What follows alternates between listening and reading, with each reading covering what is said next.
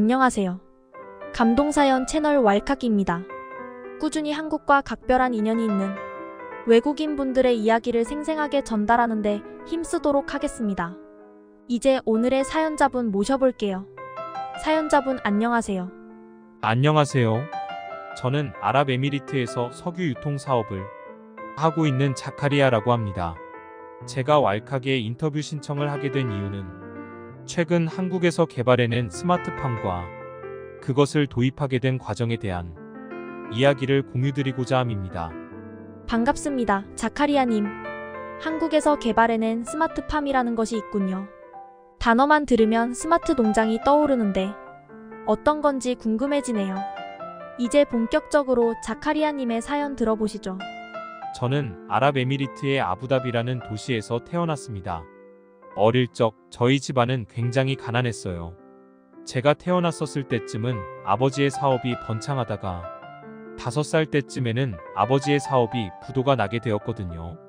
그 충격으로 아버지는 쓰러지게 되셨고 그렇게 갑작스럽게 하늘나라로 떠나보냈어야 했어요. 어머니와 저는 빚더미를 안고 살아가야 했습니다. 어머니는 가난한 형편 속에서도 저의 교육 하나만큼은 저버리고 싶지 않았던 것인지 빚을 갚으면서 남들 아는 교육이란 교육은 전부 하게 만들었죠. 지금은 어머니도 나이가 드셔서 돌아가셨지만 그때만 생각하면 눈물이 찔끔 납니다. 어머니가 가장 좋아하셨던 건 한 달에 한 번 정도 맛보는 해외에서 수입해온 냉동딸기였거든요. 지금 제가 한국에서 계약을 따낸 스마트팜을 도입하게 된 이유도 어머니가 좋아했던 딸기를 해외 수입이 아닌 직접 이곳에서 재배할 수 있으면 어떨까라는 작은 생각 하나 때문이었죠. 스마트팜은 50을 앞두고 있는 현재 저의 이야기이고 과거로 돌아가서 이야기를 해보자면 가난한 형편 속에서도 대학을 나왔고 우수한 성적으로 졸업을 마쳤습니다. 그때까지만 해도 어머니와 이 가난에서 벗어날 수 있다면 무슨 짓이라도 하겠다 싶었죠. 그래서 돈을 많이 벌고자 하는 큰 꿈을 갖고 석유 사업에 뛰어들었습니다. 모두가 아시다시피 중동권에서 아랍에미리트는 기름이 많이 나서 이를 이용하면 꽤 많은 돈을 벌 수 있다고 생각했죠. 정말 다행히도 초기 자본을 적게 투자한 것에 비해서 인복이 좋아서 그런지 제 사업은 나날이 번창해 나갔어요. 물론 중간에 여러 고난과 역경이 있었지만 어머니를 행복하게 해드리고자 하는 신념 하나로 끝까지 버텨내었습니다. 10년 만에 저는 어마무시한 돈을 벌 수 있었고 어머니를 호강시켜 드릴 수 있었죠. 많이 힘드셨지만 가난 속에서 자카리아님을 끝까지 교육시켜준 어머니에 대한 은혜를 갚을 수 있었군요. 석유 사업이라면 어떤 쪽인가요? 제가 하는 일은 생산된 석유를 국내외로 유통하는 일입니다.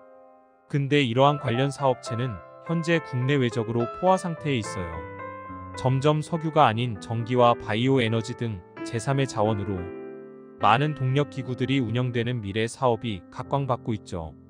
물론 지금은 일찍이 사업을 시작하여 흔히 말하는 중동 기름 부자가 되었지만 앞서 말한 미래 전망을 생각하면 좀 더 미래에 각광받는 사업 준비를 해야만 했지요. 그렇게 한참을 고심하던 끝에 중동에서만 할 수 있는 틈새 시장을 노려보는 것은 어떨까 생각했습니다. 그것이 바로 제가 오늘 들려드릴 한국의 스마트팜에 대한 이야기예요. 아랍에미리트는 석유라는 주요 자원을 가지고 있는 장점이 있지만 지역적으로 사막이 많은 나라이지요. 그에 따른 단점이 존재합니다. 단점 중 하나가 딸기와 토마토, 포도와 같은 과일 작품을 재배하기가 굉장히 어렵다는 거예요. 하지만 중동 국가들의 대다수 국민들은 단맛을 굉장히 좋아하고 과일과 같은 과즙 상품들을 굉장히 맛있게 먹곤 해요. 근데 국민들이 먹는 과일들은 대다수가 해외에서 수입된 상품들이거든요. 때문에 가격도 비싸게 유통되고 냉동 상태로 들여오니 식감과 신선도가 현저히 떨어집니다. 그래서 처음 고민했던 것은 아랍에미리트에서 직접 과일 작물을 키울 수 있는 방도가 없는가? 였습니다. 그러던 중 동아시아의 한국이라는 나라에서 과일 작물을 기후나 지역의 영향을 받지 않고 키울 수 있는 스마트팜이라는 것을 개발해냈다는 기사를 발견했죠. 저는 이거다 싶었어요. 그 기사를 보자마자 유레카를 외쳤거든요. 그렇군요. 앞서 말씀하셨던 어머니가 좋아하던 딸기로부터 이야기가 이어지게 되는군요. 그런데 스마트팜이 정확히 어떤 것인가요? 네, 맞습니다. 어머니를 떠올리면 딸기가 생각나고, 딸기를 생각하면 자연스럽게 재배 가능한 기술이 생각나더군요. 스마트팜이 어떤 것인지를 간단히 설명해 드릴게요. 스마트팜은 컨테이너 박스를 레고 블록처럼 수평 수직으로 쌓아 올린 형태의 자동화 작품 시스템이라고 보시면 됩니다. 그 안에는 유기발광 다이오드라는 내부레드가 설치되어 있고, 이 성분은 식물 광합성을 하게 만들죠. 또한 큐브화스로 물과 비료 그리고 일조량을 알아서 제어해 줍니다. 그러니까 전기만 있으면 사막 같은 불모지에서도 식물의 재배가 가능한 것입니다. 저는 이러한 뛰어난 기술을 개발해낸 한국이란 나라가 너무나도 궁금했고, 다른 사업체보다 먼저 이 스마트팜 기술을 도입하고자 그 기사를 읽자마자 회사 임원진들과 만발의 준비를 하여 한국으로 넘어갔습니다. 대한민국이라는 나라에 처음 발을 밟았을 때 저는 꽤나 충격을 먹었습니다. 생각했던 것보다 엄청나게 발전된 나라더군요. 저는 동아시아라면 일본만 여행으로 가봤지, 그 옆에 삼면이 바다로 둘러싸인 한국이라는 작은 나라에 대해서 별다른 관심이 없었었거든요. 근데 알고 봤더니 K-팝과 드라마, 영화와 같은 문화 콘텐츠들이 해외에서 굉장한 인기를 끌고 있을 뿐더러 휴대폰, TV, 자동차 등 전자산업에서도 해외에서 탑티어로 꼽히는 나라더군요. 한국의 수도 서울은 굉장히 발전해 있었으며 한 번씩 한국에서 마신 막걸리라는 술이 그리워지곤 하더군요. 막걸리. 저도 참 좋아하는데 오늘 저녁에 한 잔 걸쳐야겠습니다. 그건 그렇고 스마트팜 개발 업체와는 이야기가 잘 된 건가요? 네, 물론이죠. 저희는 한국의 스마트팜 기술을 도입하기 위해 그 기술을 개발한 업체와 컨택을 하였습니다. 근데 알고 봤더니 벌써 해외에서 그 기술을 사려고 방문한 사업체가 많이 있더군요. 역시 제 눈은 틀린 게 아니었습니다. 많은 해외 기업에서 이 사업 아이템의 미래 전망성을 높게 사서 일찍이 감각 있는 사업체들이 거금을 투자하여 기술을 사간 것입니다. 저희 기업과 스마트함 개발 기업 간의 미팅은 3시간 동안 지속되었어요.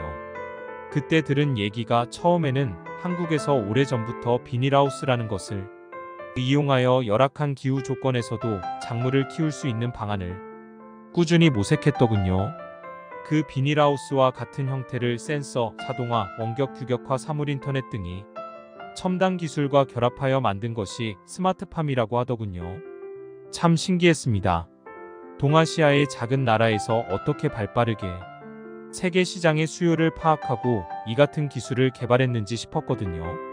저희는 3시간의 미팅 끝에 25억 원을 투자하여 계약에 성공했죠. 이 기술만 있다면 아랍에미리트의 도심 속에서도 딸기와 같은 과일 작물을 재배할 수 있다는 확신이 들었고, 저는 과감히 거금을 투자하여 계약을 따낼 수 있었습니다.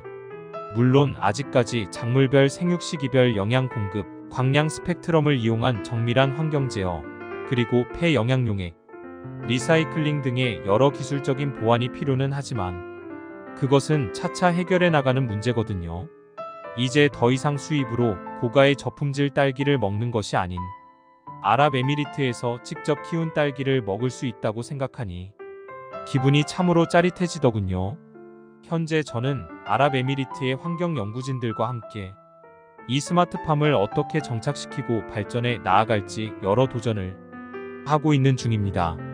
저의 도전을 응원해 주시면 감사하겠습니다.